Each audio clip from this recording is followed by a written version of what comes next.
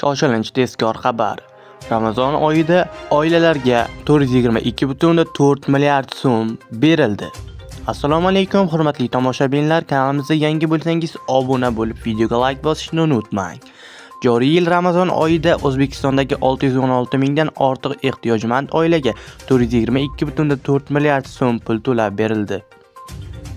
Bu haqda O'zbekiston ijtimoiy himoya milliy agentligi xabar berdi. Prezidentning muborak Ramazon oyida ehtiyojmand aholini davlat tomonidan ijtimoiy qo'llab-quvvatlash choralari to'g'risidagi qaroriga muvofiq ehtiyojmand aholini qo'llab-quvvatlash maqsadida moddiy yordam to'lovlari bosqichma-bosqich amalga oshirilmoqda. Qayd etilishicha, birinchi bosqichda 616.305 ta oilaga jami 422,4 milliard so'm mablag' to'lab berilgan. 387.764 ta kam ta'minlangan oilaga esa 500 ming so'mdan mablag' to'lab berilgan. Ikkinchi bosqichda esa ro'yxatda qo'shimcha shakllantirilgan hamda hujjatlar o'rganilayotgan oilalarga moddiy yordam yo'naltiriladi. Moddiy yordam ko'rsatish jarayoni shaffoflik va manzillik tamoyillari asosida davom ettirilmoqda, deyiladi xabarda.